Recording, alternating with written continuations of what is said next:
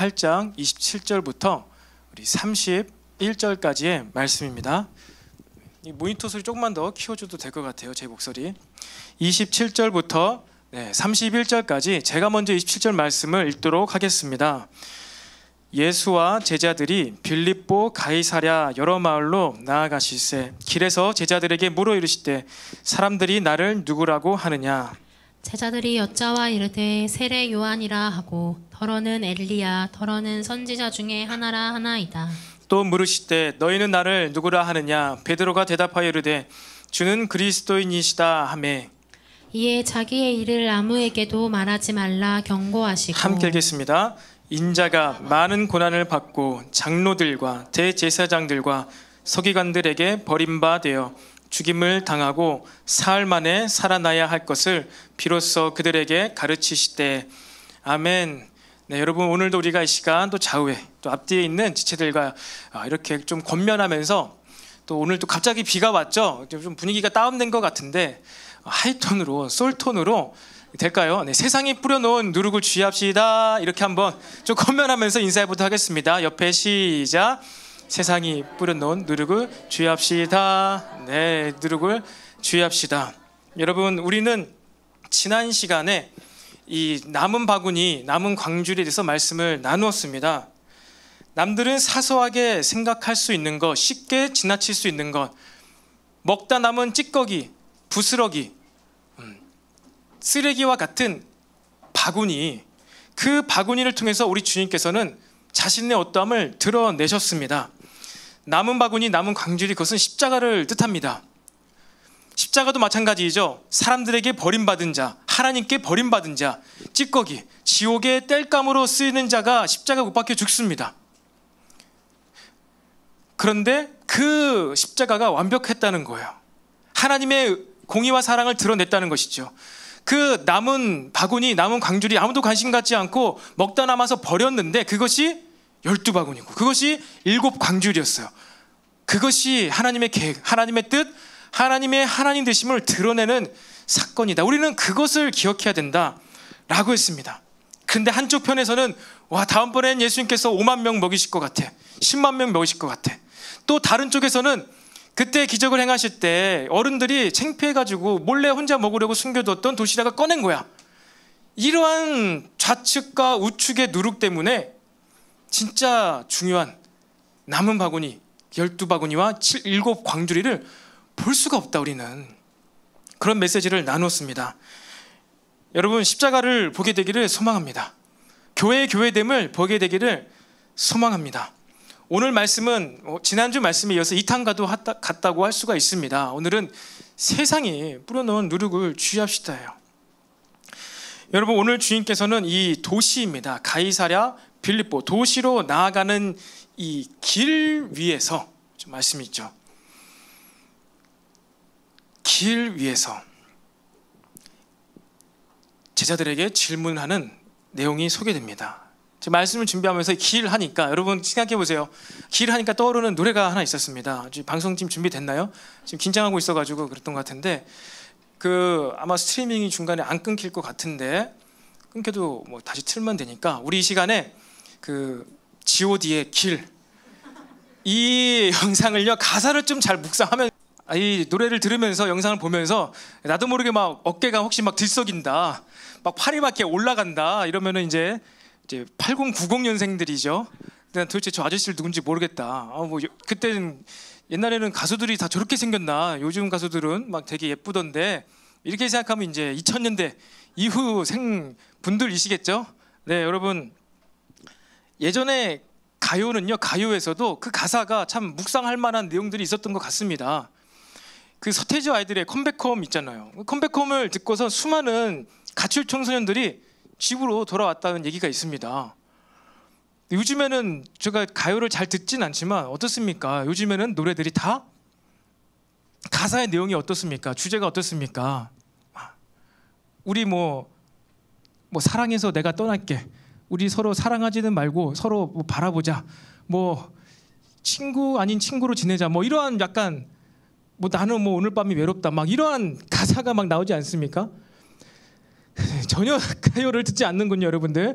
예, 그런데 예전에는요, 정말 가요에서도 참 인생의 그 고민과 이러한 나는 왜 이 길에 서 있는가 고민하게 되는 그러한 가사의 내용이 있었습니다. 뭐 이 가사가 어땠습니까? 나는 어디로 가는 길 위에 서 있는가? 알고 싶지만 할 수가 없다. 뭐 이런 것이죠. 도대체 이 길의 끝에 무엇이 있을까? 사람들은 저마다의 길을 갑니다. 근데 이 길 끝에 무엇이 있을지 무엇이 없을지 알지 못한 채 그냥 가는 것이죠. 많은 사람이 오가는 이 가이사라 빌립보가 오늘 본문의 배경이라고 했습니다. 이 길 위에서의 대화가 오늘 우리에게 어떠한 메시지를 주고 있는지 우리가 각각 하나님의 음성을 듣기를 바랍니다. 가이사라 빌립보, 이 시저입니다. 헤롯 1세, 이 헤롯 왕이 가이사라 시저에게 잘 보이기 위해서 만들어 바친 도시예요. 그러니까 얼마나 많이 행정 도시겠죠. 얼마나 많은 사람들이 있었고 상업이 발달했겠습니까?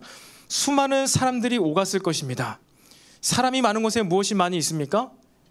말이 많죠. 정보들이 많이 있죠. 그 당시에는 뭐 SNS가 없었겠죠.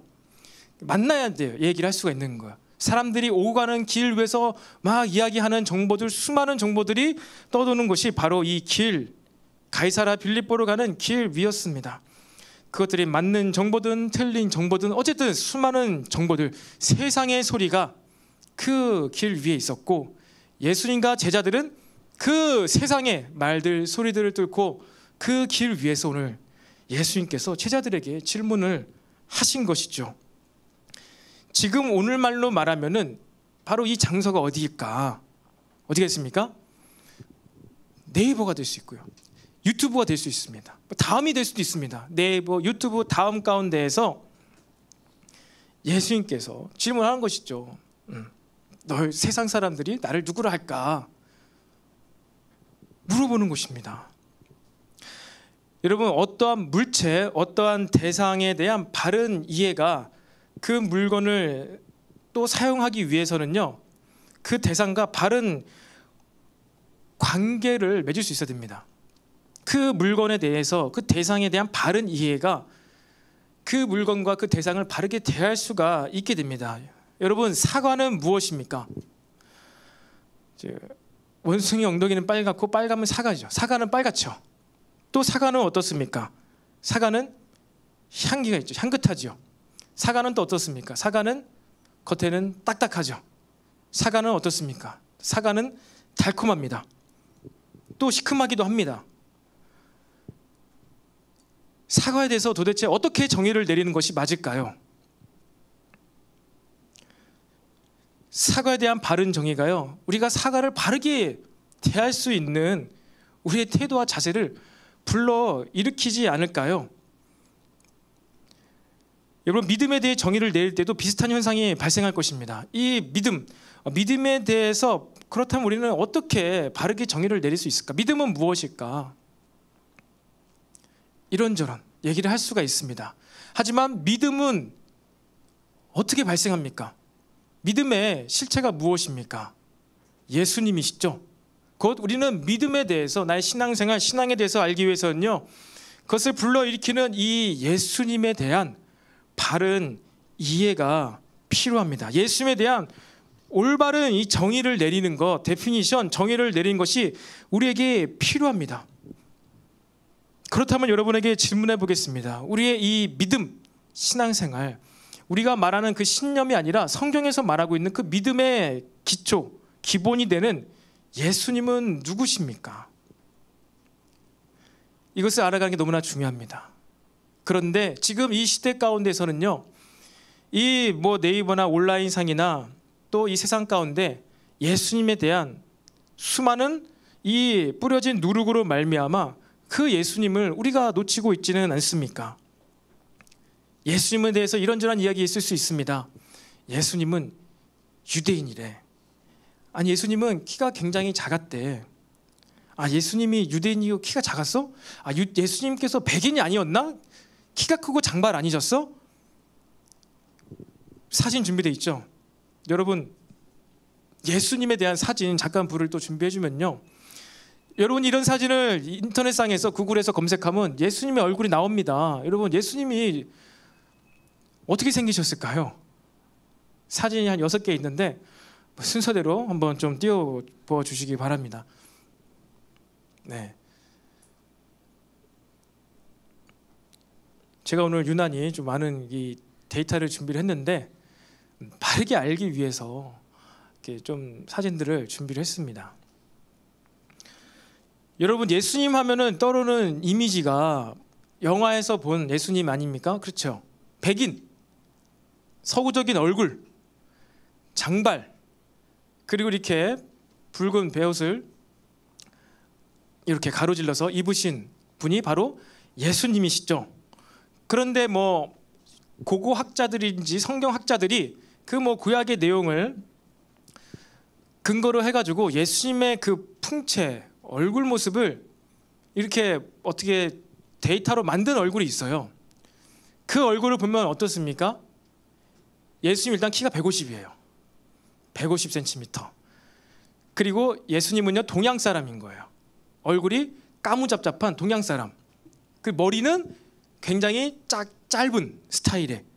사진이 안 되죠? 지금 막 땀 흘리고 있는 것 같은데 괜찮습니다. 제가 다 여러분들에게 설명해드렸습니다. 뭐 이렇게 백인일 수도 있지만 성경적으로 보았을 때는 약간 동양인이고 키가 150 정도이고 머리카락이 굉장히 짧다. 그리고 또 어떠한 이 어린 소년이 굉장히 유명한 소년인데 꿈속에서 예수님 만났다는 거예요. 그래서 그 예수님을 또 그린 그림이 있습니다. 그 약간 동양적인, 약간 굉장히 남성적인, 굉장히 당당하고 힘찬 그런 얼굴의 모습의 예수님을 그린 이 그림이 있습니다. 근데 그런 그림이 우리가 예수님에 대한 정확한 이해를 할 수가 있을까요? 예수님에 대한 이해를, 성경이 말하는 예수님에 대한 그 그림 사진을 보았을 때 와, 이 정말 예수님은 백인에다가 키도 크고 너무나 미남이시다. 신뢰가 갈 만한 얼굴이야. 그렇게 여러분 생각할 수 있습니까? 이 준비가 됐네요. 이것이 우리가 일반적으로 생각하는 첫 번째 사진 다시 한번 붙여줄까요? 꺼주세요. 굉장히 믿음직하죠? 얼굴 보았을 때 듬직하고 굳세 보이고 근데 그 다음 사진은 굉장히 이제 꽃미남의 여성적인 사랑이 많은 막 하트. 그래도 그 다음은 이제 제가 아까 얘기한 성경을 통해서 고증한 예수님의 얼굴. 여러분 이러한 얼굴의 예수님의 하는 말씀을 여러분 신뢰가 가십니까? 거짓말쟁이 같지 않나요? 산적같이 생기지 않았습니까? 이런 얼굴의 예수님 막 이렇게 설교하신다 생각해 보십시오. 신뢰가 갑니까? 또 그 다음 사진 신뢰가는 얼굴이죠. 또 우리는 양을 한 마리 껴안고 있는 사랑이 많고 인자가 하신 우리 먹여 살리시는 예수님. 그 다음 사진 이것이 이제 꿈속에서 어떤 한 소녀가 보고 그렸다는 그 이제 그림입니다. 굉장히 동양적인 약간 서구적인 게 합쳐져 있고 약간 중동 스타일이죠. 중동인 머리 짧고 수염도 있고 근데 굉장히 굳세 보이는 그런 얼굴입니다. 네, 여기까지입니다. 여러분 세상 사람들은요 이렇게 백인으로 때로는 동양인으로 중동인으로 이렇게 예수님에 대해서 막 이렇게 얘기를 합니다. 키가 작았대 뭐 컸대 뭐 이렇게 얘기를 합니다. 동일합니다. 그 당시에 예수님께서도 그 질문을 한 거예요. 이 수많은 정보들이 오가는 이 길을 위해서 제자들에게 사람들이 나더러 누구를 아느냐. 제자들이 얘기를 해주죠. 사람들은 예수님을 누구라 했습니까?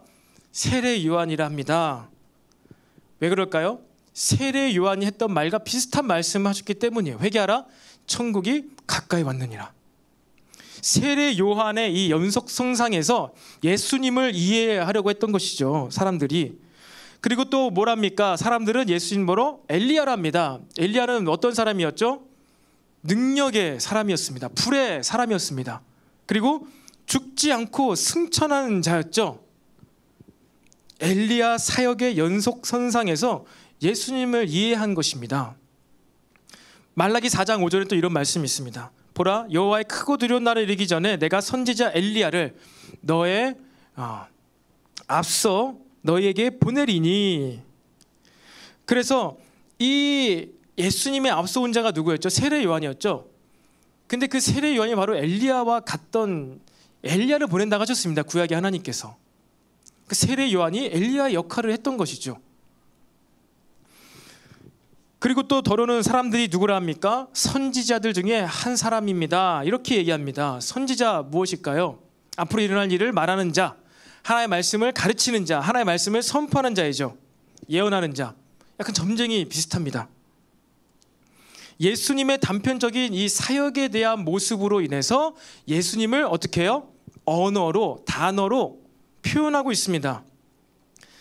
이 다양한 예수님의 사역과 이런 모습에 따라서 예수님에 대한 정보를요, 사람들이 막 제공하고 있던 거예요. 길 위에서 와, 예수님 그때 이렇게 이런 일 했었어. 아, 세례 요한 같아.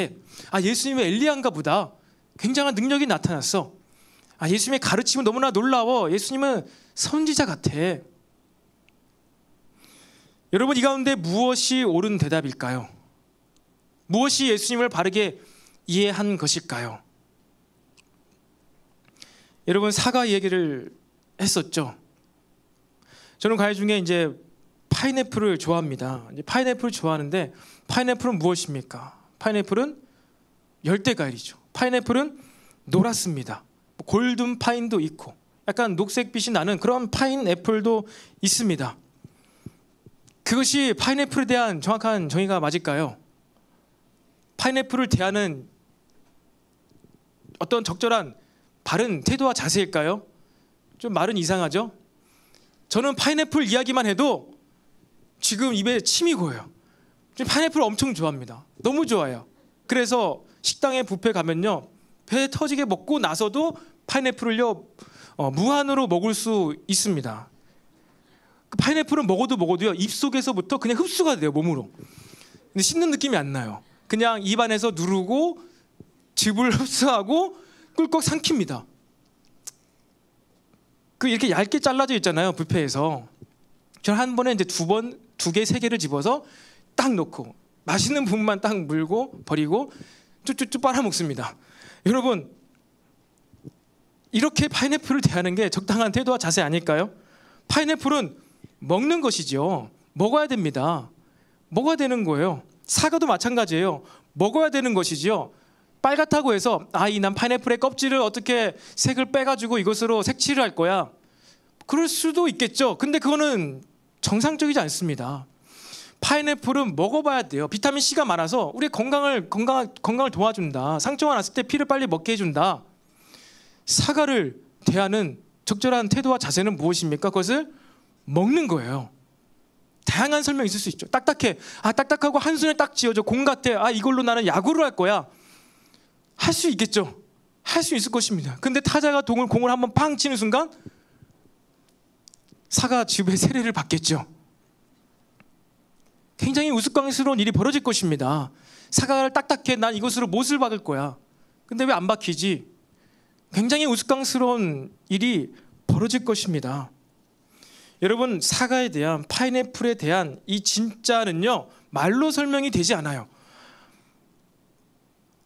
진짜는 말로 설명이 되지 않습니다. 여러분, 노자의 도덕경에 이러한 글귀가 있습니다. 사물에 대한 인식에 있어서 어느 지점까지는 언어가 도움이 되고 유익하지만 어느 지점을 벗어나면 그때부터는 언어가 오히려 심각한 장애가 된다. 그 언어로서 지칭하는 바의 사물이 무엇인지를 알았으면 그때부터는 언어를 내려놓고 직접 실제를 대면하려는 노력을 해야 되는데, 사람들은 이 언어를 내려놓지 못하고 오히려 그 언어에 집착하고 그 언어를 신성시하여 그 언어 주변을 온갖 꽃과 향으로 장식하려 한다. 여러분, 이 노자의 도덕적인 내용이 진리라는 얘기가 아니라요, 고전 인문학은 어떠한 사실을요 그래도 나름 정확하게 이해하려는 굉장한 통찰력이 담겨져 있습니다. 그런 부분이 있어요. 여러분, 파인애플을 말로 어느 정도 설명할 수 있습니다. 노랗다, 껍질을 까야 한다, 이런저런 종류의 파인애플이 있다. 하지만 파인애플은요, 일단 먹어보면요, 더 이상 무슨 말이 필요할까요? 그 시큼달콤한 그 파인애플의 맛, 그것을 더 말로 표현할 필요가 있습니까? 먹고 난 이후에는요, 경험한 이후에는요, 말로 이 진짜 파인애플, 진짜 사과를요 표현할 수가 없는 것입니다. 그것을 먹고 그것이 나에게 영양소가 돼야지 진정한 이 과일의 의미가 되는 것이 아니겠습니까? 가이사랴 빌립보 길 위에서 이 예수님에 대한 다양한 평가가, 많은 평가가 있습니다. 좋은 평가죠. 세례 요한, 대단한 사람, 엘리야, 능력의 사람, 죽지도 않은 사람, 선지자들, 하나님의 사람들, 대단한 평가입니다. 그런데 예수님에 대한 이러한 대단한 엄청난 평가들이 이 앞선 글귀에서 나온 것처럼 그 예수님의 주변을 온갖 꽃과 향으로 장식하려는 그런 노력이지 않는가, 저는 생각이 듭니다. 예수님을 이해하는 데 도움이 될 수 있습니다, 이러한 표현들이. 하지만 어느 순간 어느 정도 이상을 넘어갔을 때는요 오히려 그 평가와 단어와 내용들이 방해가 돼요. 세례 요한은 그가 설교할 때 수많은 랍비들, 유대 지도자들도 그에게 와서 그 이야기를 들었는데, 세례 요한이 설교할 때 어느 날에는 이 로마 군사들도 그에게 와가지고 내가 어떻게 해야 회개하고 나서 어떻게 살아야 됩니까? 이런 질문도 했었는데, 예수님은 그렇지 않는 것 같아요. 엘리야는 굉장한 불도 막 하늘에서 내리고 그가 죽지 않고 승천을 했는데, 예수님 엘리야 같긴 한데 불은 못 내리시는 것 같아. 예수님에 대한 어느 정도의 이해를 이러한 단어와 소리와 정보들이 도움을 줄 수 있지만 어느 이상을 지나갔을 때는요 오히려 그것들이 우리가 예수님을 이해하는 데 있어서 방해가 되고 장애물이 될 수도 있다는 것입니다. 여러분들은 지금까지 이 예수님에 대해서 어떠한 이름들, 어떠한 개념들, 어떠한 이미지를 갖고 지금까지 살아오셨습니까? 주변에서 예수님에 대한 어떠한 소리, 어떠한 이야기를 하는 것들을 들어왔습니까? 세상의 소리들이 누룩이 되어서 우리 믿음의 본질인, 기본인 이 예수님에 대한 오해 아닌 오해가 우리는 계속해서 쌓여져 갈 수가 있을 거예요. 처음엔 도움이 되었을지 모르겠지만 어느 순간 자라지 않는 나의 믿음을 보았을 때, 저희 아내가 이거 무릎 구부린 거 하지 말라고 했는데 여러분의 고개를 들기 위해서 한번 구부렸는데, 여러분 예수님에 대한 다양한 설명들, 지식들 지금까지 들어왔을 수도 있습니다. 그렇게 모태신앙은 20년 넘게, 때로는 몇 년간 여러분들 예수님에 대한 설명을 들어왔을 수가 있습니다. 설명 들어야죠. 배워야죠. 하지만 그 기간, 그 배워온 그 설명과 지식에 비례해서 여러분들의 믿음이 자라나고 있습니까? 어떤 내 삶이 바뀌어가고 있냐는 것입니다. 여러분, 언어가 있기도 전에 세례 요한이, 엘리야가 있기도 전에 존재하셨던 분이 예수님인데, 그 예수님을 어떻게 우리가 언어로, 말로 표현하고 어떻게 그 과거에 위대했던, 대단했던 그러한 어떠한 선지자들로 말미암아서 예수님을 바르게 이해할 수가 있겠습니까? 그것은 불가능한 거예요. 우리가 아무리 예수님에 대한 그를 예언한 구약의 수많은 구절들을 다 알고 줄줄줄 암송한다 해도 그 예수님을 경험해보지 않으면요, 우리는요 우리의 믿음이 견고하지 않을 수가 있다는 거예요. 그 믿음이 성경에서 말한 믿음이 아니라 나의 신념, 나의 바라는 것일 수가 있다는 것입니다. 사랑하는 청년 여러분, 그렇다면 우리가 예수님을 진짜로 알기 위해선 어떻게 해야 됩니까? 그리고 도대체 어떻게 해야 되는 건데요? 전사님, 어떻게 해야 되는 거예요? 어떻게 해야 된다고요? 제가 답을 앞서 계속 말씀드렸죠. 먹어보아야 됩니다. 예수님을 먹어봐야 됩니다. 여러분, 시편 기자가 그것을 말하지 않습니까? 시편 34편 8편에 우리 한 목소리 읽어볼까요? 시작. 너희는 여호와의 선하심을 맛보아 알지어다. 그에게 피하는 자는 복이 있도다. 여러분, 하나님을 맛봄으로 경험케 되기를 바랍니다. 하나님을 맛보아 알래잖아요. 선하심을, 하나님의 어떠하심을, 하나님의 능력을, 그의 완벽함을 어떻게 하라고요? 뭐라고요? 맛보아 알지라고요. 맛보아 알지다. 이것에 대한 건요, 예수님에 대해서도 동일합니다. 여러분, 마가복음 14장 22절 24절에 이런 말씀이 있죠. 함께 읽겠습니다. 시작. 그들이 먹을 때 예수께서 떡을 가지사 축복하시고 떼어 제자들에게 주시며 이르시되 받으라 이것은 내 몸이니라 하시고 또 잔을 가지사 감사하기도 하시고 그들에게 주시니 다 이를 마시매 이르시되 이것은 많은 사람을 위하여 흘리는 나의 피 곧 언약의 피니라. 주 예수님께서 뭐라고 하셨다고요? 빵을 떼시면서 포도주 잔을 와인을 나눠주시면서 먹어라 받아라 마셔라.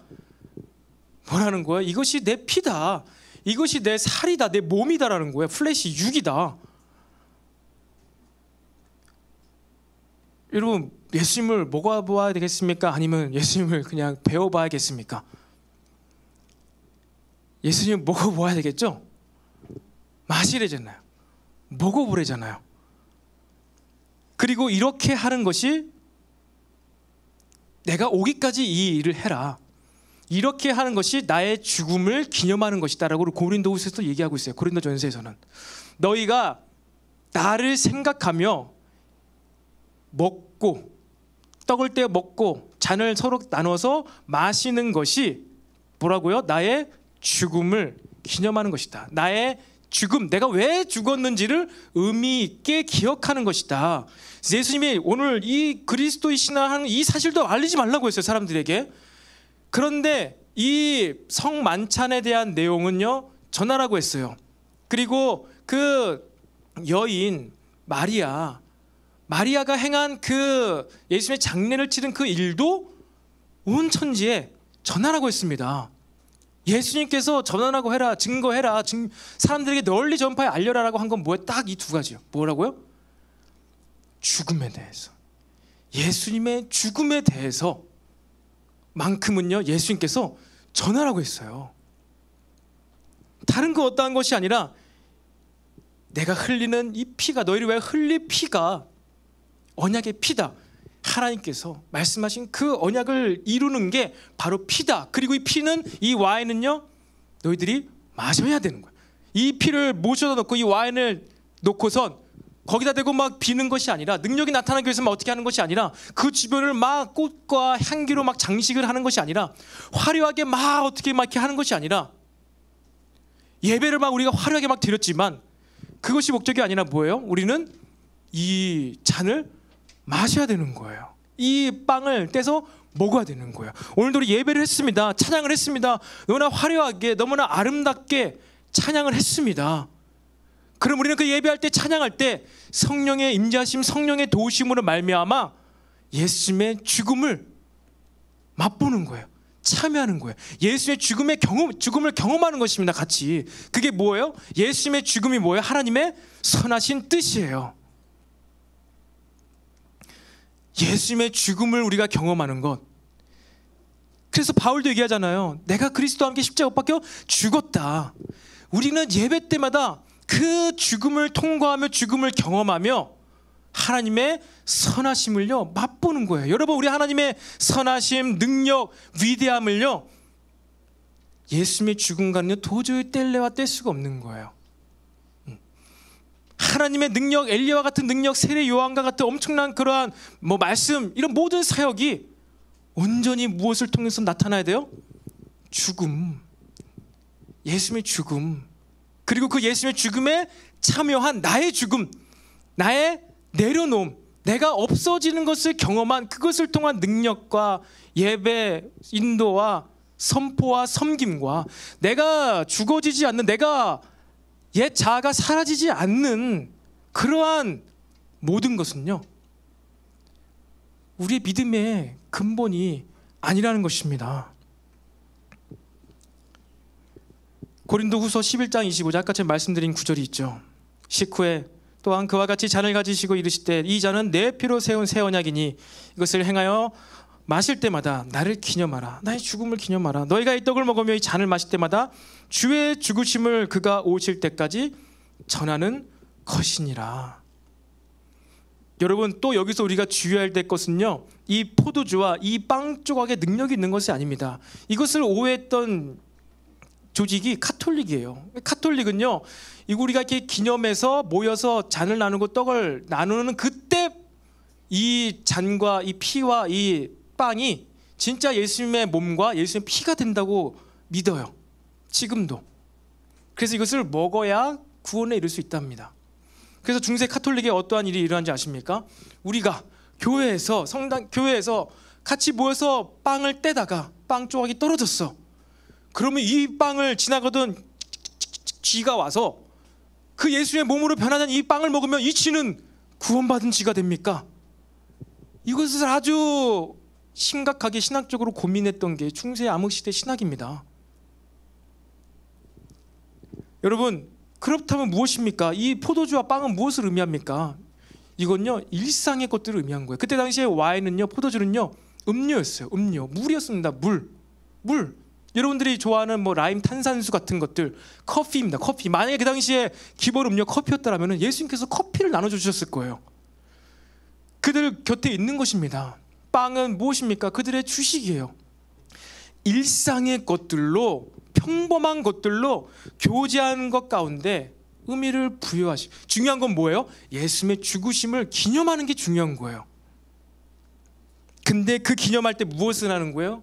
먹고 마시자, 함께 식탁에 교제를 하는 것입니다.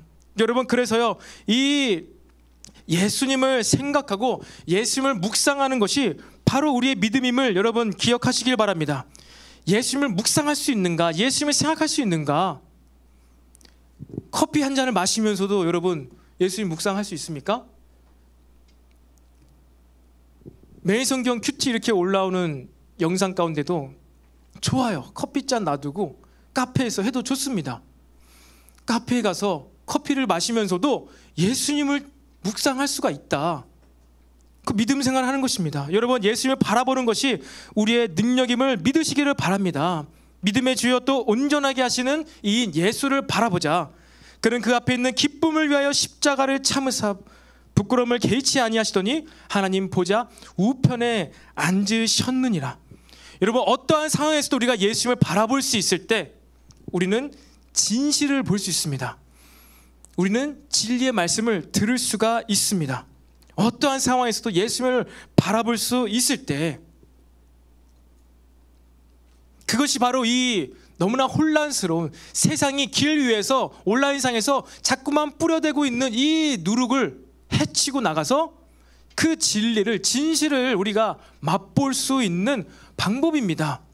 이 누룩은 무엇입니까? 또 먹는 것이잖아요. 한마디로 우리가 진리 그 본질을 먹어야 되는데 세상이 자꾸만 누룩을 막 뿌려놓으니까 뻥튀기 돼가지고 진리는 맛보지 못하고 누룩을 인하여서 그 부풀려진 것만 맛봐서 이것이 나의 믿음인지 나의 신념인지 세상이 주는 메시지인지 세상의 시대적인 정신인지 구분이 안 갈 수도 있다는 거예요.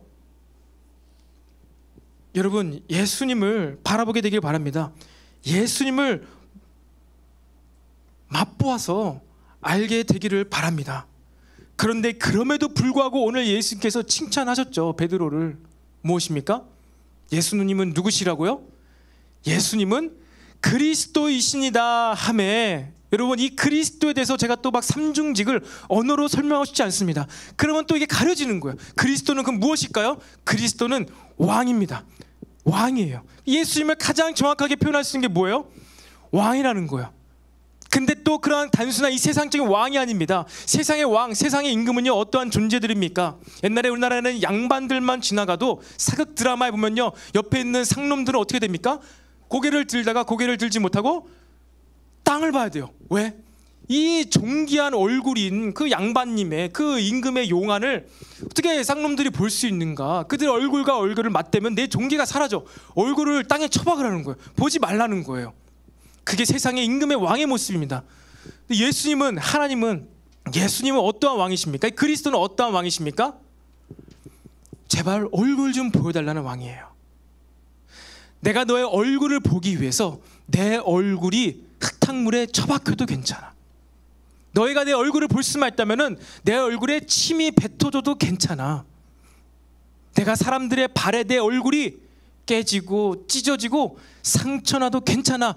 그래도 괜찮으니까 제발 내 얼굴을 보아줘. 내가 너의 얼굴을 보고 싶어. 그 왕 앞에서 우리 얼굴을 땅으로 쳐박는 것이 아니라 우리는 그 왕 앞에서 얼굴을 어떻게 합니까? 얼굴을 드는 거예요. 고개 들어서 그 얼굴을, 하나님의 왕의 얼굴을 바라보는 것, 그것이 바로 그리스도의 하나님이다, 왕이시다라는 바로 그러한 의미입니다. 여러분, 우리는 이렇게 이 하나님의 얼굴, 예수님의 얼굴, 그 얼굴을 바라보면서 우리가 어떻게 합니까? 믿음의 형제들끼리 공동체 안에서 함께 식탁의 교제를 할 때 여러분, 우리 믿음이 자라납니다. 초대교회 당시에 이 성만찬, 이 최후의 만찬에서 생긴 이 성만찬을 하면서 그들의 믿음을 지켜갔어요. 정보와 지식과 내용이나 학습과 교육 이런 것이 아니라 매일같이 떡을 떼며 포도주를 나누면서 그들의 신앙 고백하면서 그들이 예수님께서 어떻게 죽으셨는지를 이렇게 묵상하면서 경험하면서 그 임재를 느끼면서 그 초대교회 불같은 핍박을 이겨냈다는 것입니다. 사랑하는 청년 여러분, 동일합니다. 우리도 이 시대 가운데 더욱더 식탁의 교제를 많이 하게 되기 바랍니다. 지금 우리에게는 어떤 식탁 교제를 할 수 있을까요? 빵과 이 포도주가 무엇입니까? 우리에게 있어서는요, 옆에 있는 밥버거일 수 있습니다. 밥버거에 가세요. 밥버거에 가서 같이 식탁의 교제를 나누시면서 무엇을 생각합니까? 예수님을 생각하세요. 예배를 생각하세요. 또 저기 옆에 있는 최고당 돈가스일 수 있습니다. 본의 아니게 홍보를 하겠네요. 그 돈가스 집에 가세요. 가서 무엇을 합니까? 예수님을 묵상하세요. 예배에 대해서 이야기를 나누세요. 그렇게 식탁의 교제라며 먹고 마시면서 무엇을, 예수님을 생각하고 기념하며 묵상하는 것, 이것이 바로 우리의 믿음 생활을 자라나게 해준다는 거예요. 먹고 마시는 것, 이것은 이것은 그냥 단순히 얘기가 아니라 실제입니다. 실제예요. 그런데 이런 코로나 시기 가운데 우리에게 가장 사라진 것이 뭐예요? 식탁의 교제. 교회에서도 점심 중식을 못 하잖아요. 이것을 우리가 놓치고 있는 거예요. 먹고 마시면서 예수님에 대해서 이야기하는 것, 그분의 죽으심과 다시 오심에 대해서 이야기하는 것, 이것을 놓치고 있습니다. 여러분, 식탁의 교제를 하십시오. 그런데 이제 식탁의 교제를 할 때 그 사람이 좋아서, 어떤 상대방이 좋아서 그렇게 또 누구 뭐 얘기를 하느라고 뭐 그러면서 식탁의 교제를 하면요, 완전 반대의 일이 벌어지는 것이죠. 식탁의 교제 가운데서는요, 예수님 이야기, 예수님께서 세우신, 성령께서 세우신 교회 공동체 이야기, 하나님 나라의 이야기들, 여러분들 그것을 해야 되는 거예요. 근데 그 현장 가운데, 먹고 마시는 현장 가운데 내가 상대방이 좋아서 식탁의 교제를 하고 공동체 교제를 가장하여 가지고, 그리고 또 막 사람 이야기를 막 하면서, 뭐 연예인 이야기를 하면서, 누구 막 얘기를 하면서 식탁의 교제를 한다. 그러면 그 좋지 못한 싹이 마음에서 먹으면서 마시면서 자라나는 거예요. 사랑하는 청년 여러분, 우리는요, 엘림 청년부의 이름으로 더 모이고 예수님의 이름으로 더 모여서 식탁의 교제를 해야 하는 줄로 믿으시기를 바랍니다. 말씀을 마무리하겠습니다. 여러분, 우리는요, 이 세상이 뿌려놓은 이 누룩의 이 시대 가운데 우리는 우리의 믿음을 위해서 하나님을 맛보 알아야 되는데, 그 예수님의 몸에 참여해야 되는데, 먹음으로 마심으로 참여해야 되는데, 우리 세상에 뿌려놓은 이 누룩 때문에, 다양한 누룩, 예수님에 대한 다양한 선이해, 그것 때문에 어느 일정 수준 이상의 우리의 믿음이 자라나지 않을 수도 있는 것입니다. 여러분, 그러한 때 우리는 무엇을 해야 됩니까? 하나님의 선하심을 맛보아 알아야 돼요. 여러분, 너무나 새로운 도전이지요. 성경이 그렇게 써 있잖아요. 새로운 도전입니다. 너무나 황당할 수도 있습니다. 나는 오늘 하나님 말씀 잘 들으려고 갔는데 좀 먹으라니, 예수님을 먹으라니, 도대체 무슨 말이야? 어떻게 먹어? 밥버거를 먹으면 되는 거야? 그럼 최고당 돈가스를 가면 되는 거야? 가십시오. 먹으십시오. 먹으면서 마시면서 주의 죽으심을 기념하시고, 먹고 마시면서 교회 가운데에서 예수님께서, 성령님께서, 하나님께서 무슨 일을 하시는지를 나누십시오. 부정적인 이 상황 가운데서도 성령님께서 무슨 일을 하실 거야, 하실 것 같아, 난 이런 것을 보았어, 그것을 나누십시오. 긍정적인 이야기 가운데서도 이렇게 하시려나 보다, 성령님께서 이렇게 하실 것 같아. 여러분, 먹고 마시면서 이러한 이야기, 식탁의 교제들을 하시기를 바랍니다. 그럴 때 주의할 것은 누룩을 주의하는 거예요. 누룩. 세상 사람들은 나보고 무엇이라 하느냐, 믿음이 없는 자는 누구라고 하실 수 있습니다. 또 마음에 쓴 뿌린 자는 또 이렇게 뭐라고 얘기할 수 있습니다. 그 자신이 경험한 예수님에 대해서, 엘리야와 같은 예수님에 대해서 엘리야라고 말할 수도 있습니다. 다양한 누룩들의 이야기를 할 수 있어요. 틀린 게 아니에요. 틀린 게 아니에요. 맞는 말이에요. 근데 그것이 누룩일 수가 있어요. 무슨 얘기를 하시라고요? 예수님의 죽으심, 하나님의 선하심. 예수님의 죽으심은 여러분의 구원의 시작에서만 필요한 것이 아닙니다. 예수님의 죽으심의 십자가의 사역이 우리의 구원을 완성하는 데까지 가는 거예요. 여러분, 얼마나 이 예수님의 죽으심을 묵상하십니까? 얼마나 이 예수님이 흙구덩이에 처박히고 그 정갈 채찍에 의해서 찢기고 깨어진 이 예수님의 고통과 죽으심을 얼마나 많이 묵상하면서 그것을 믿음의 공동체 안에서 서로 나누고 있습니까? 사랑하는 청년 여러분, 우리 이 시대 가운데 더 많이 세상 사람들보다 이 어려운 때이지만 더 많이 모이기를 힘쓰며 먹고 마시면서 예수님의 죽으심, 다시 오실 예수님에 대한 이야기, 이를 위하여서 하나님께서 이 땅 가운데, 교회 가운데 지금도 여전히 말씀하고 계신 그 이야기를 여러분 팀 안에서 또 교회 공동체 안에서 더 풍성하게 나누게 되기를 간절히 소망합니다. 이 시간 우리 다 같이 자리에서 일어나서 우리 찬양 할렐루야, 이 찬양을 고백하면서 우리 하나님께 영광을 돌리면서 죽으시고 부활하신 그 하나님을 더 깊이 묵상하며 맛보아하는 시간 되기를 소망합니다. 우리 함께 고백합시다. 저 해와